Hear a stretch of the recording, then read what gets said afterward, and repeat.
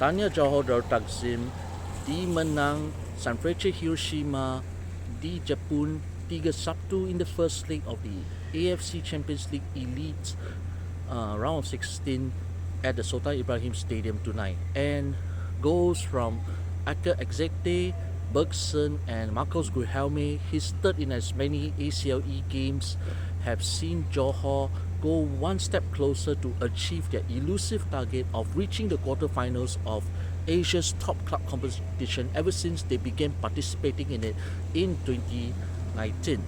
And it has been, you can say that this is actually one of their best all-round performance that the Southern Tigers had displayed, especially against one of the best teams in the J1 League, Japan's top flight that they have to offer. And Sanfrecce came into this game having previously beaten JDT sub 2-0 away. I mean, at the Edion Peace Wing Stadium, or better known in AFC records as the Hiroshima Soccer Stadium, in the league stage. And this time around, in their second meeting in this phase of the competition, Johor showed why they deserve to be among one of the best clubs in the East Zone in the Asian club competition. And you can see that from the get-go, from the first few minutes, especially with João Figueiredo coming close to reprising the best form that he has ever had ever since he returned from his ban that was imposed by FIFA back in late September. It took him a number of games, but the Brazilian-born striker showed that he still had the touches, he still had the qualities needed, just that he needed time to show that he can move as how he used to, with his telepathic partnership with Bergson abruptly disrupted due to the ban. But tonight we saw that Bergson, who came as a second half substitute, combining well with João Figueiredo. And Figueiredo actually caused problems in the first few minutes, in creating two chances, including forcing a save of Sanfrecce goalkeeper Keisuke Osako. And with that, you can see that the early momentum was for the Southern Tigers to push for a win that they needed, and they eventually got when they succeeded in getting that 3-1 lead with a 2-goal cushion but an away goal conceded heading into next week's second leg at the Hiroshima Soccer Stadium, hoping to avenge for a 0-1 loss at the same venue in the earlier phase of the competition. And as much as it sounds rather fortuitous, but Aka Exete's introduction as a first half substitute for skipper Nacho Insa, whether you can interpret it as an injury to the 40-year-old veteran Spanish-born midfielder, or it's probably something that the JDT coaching staff led by Cisco Munoz discovered during the first half. I think more likely the latter, as they saw a few holes, small holes in the Sanfrecce's tactical setup that they could exploit. So instead of initially going on the conservative method that they had initially fielded, Exete's introduction saw a new attacking thrust into the Johor tactical plan, especially with Exete stretching and dictating in midfield and between the midfield and the final third, especially as he sought to find the tiny gaps, particularly when the visitors were one man down after the 30th minute, when Kim Joo-sung was shown a second yellow card for a reckless foul, and the end result was the numerical advantage eventually paid off for Johor. But still, it needed some ingenuity, some creativity, some clever decision making from Exete to try to stretch the undermanned Sanfrecce tactical lineup as much as they could. And eventually in the second half, as Sanfrecce began to tire just before the hour mark, Johor finally scored the opening goal, and it's like they knew. By then, Keisuke Osako had already made at least 5 big stops before that 6th attempt from Exete from outside the box that curled into the top left corner of Osako's net. left him with no choice. An excellent goal to open the proceedings for the Southern Tigers. Then in comes Bergson shortly after his introduction for the rather listless Gyro. Gyro was initially used as the starting centre forward, but it was Figueiredo who was performing more in that role, even though he was initially more of an inside forward than a out and out striker. But you can tell that Gyro made minimal impact as Sanfrecce had figured out that Gyro was only good for his physical presence, but nothing more beyond that. He tried to make a few clever moves, but you can also see that Gyro's partnership with Figueiredo was not as good as when eventually Bergson came on. And once Bergson came on, it became a three-man forward line that clicked. Bergson in the middle, João Figueiredo playing as a second support striker, and Marcos Guilherme playing the free role either initially on the right or later on the left, being able to find those spaces that Sanfrecce eventually grew more and more exposed at the back as they tried to search for that goal that would keep the contest as close as possible. And Bergson, eventually it began from a corner routine, but it was Bergson who finished off. Even at the age of 35, even at the highest level of Asian club competition, you cannot give Bergson so much space to score. And Bergson showed his clinical finishing when afforded that space after he was set up by Isafilov near the right side of the goal line. And that finishing was enough to shatter the spirits of the fast-tiring Japanese side as they tried to pursue for a goal that would reduce the deficit. But instead, it was Johor who pulled away, sealing the win 5 minutes before time. When the breakaway by Oscar Arribas, he found acres of space, and even though Bergson was onside, Arribas chose to feed down to Marcos Guilherme on the left.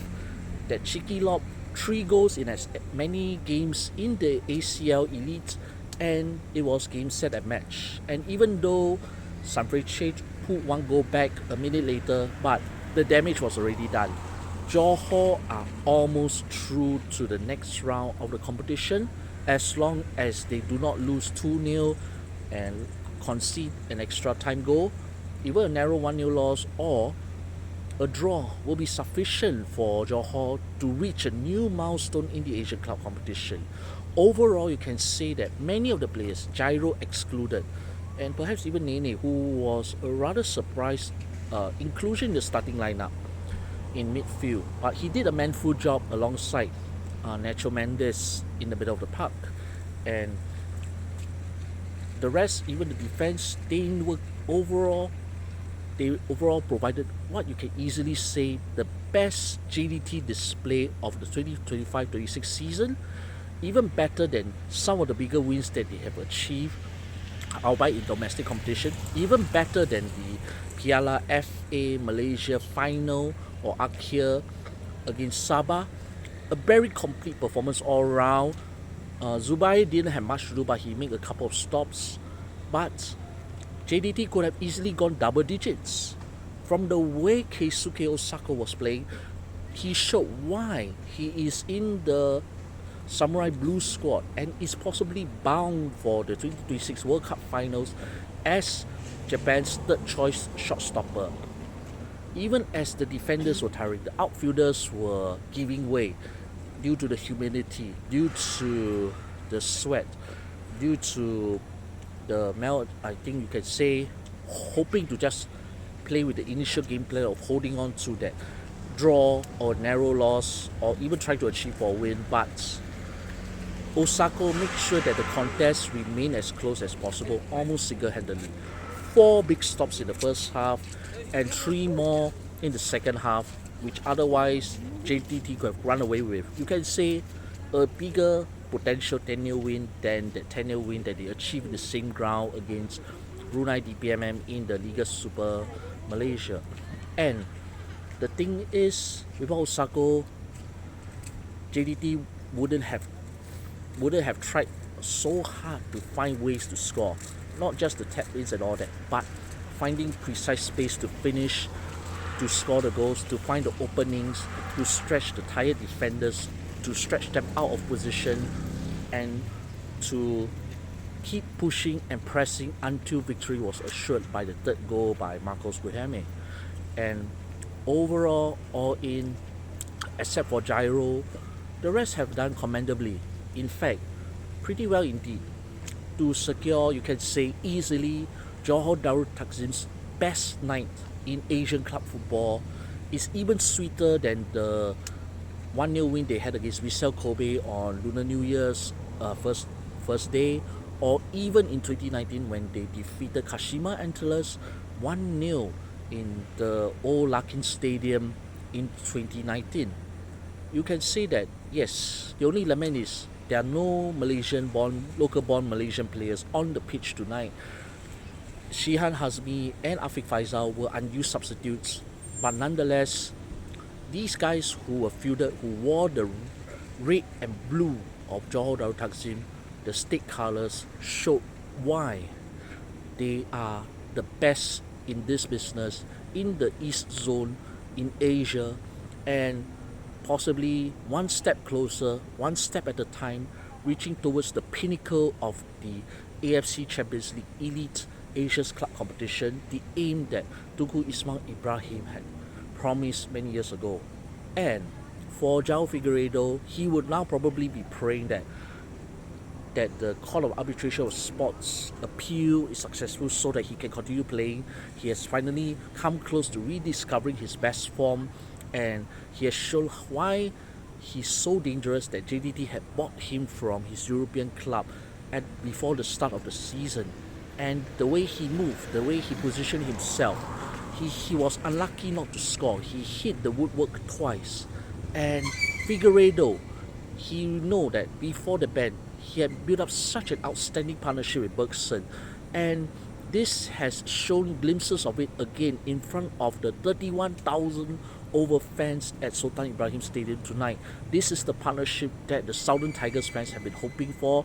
This is the moment that the Malaysian champions were waiting for, that prolific partnership between a veteran and a quality striker of pedigree, whether he's Malaysian or otherwise. Still, this is the dream pairing that can strike fear in many of Asia's best defenses in this competition. And with the play and the support they had, you can easily say that Johor are almost going to reach a new milestone.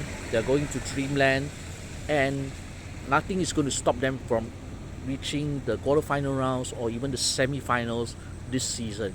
And with that kind of excellent standards that they should always have, given their technical abilities that they fully displayed tonight, the Southern Tigers finally displayed their potential in Asia, and they know that the dream can still continue under Cisco Munoz, and who knows how much more can the Southern Tigers continue to dream in Asia's version of the Champions League or the AFC Champions League Elites. I think you can say by the downpour thereafter, after the excellent victory, the sky is the limit. And the club should be proud of what they have done, provided they finish off the job in Hiroshima in 1 week's time.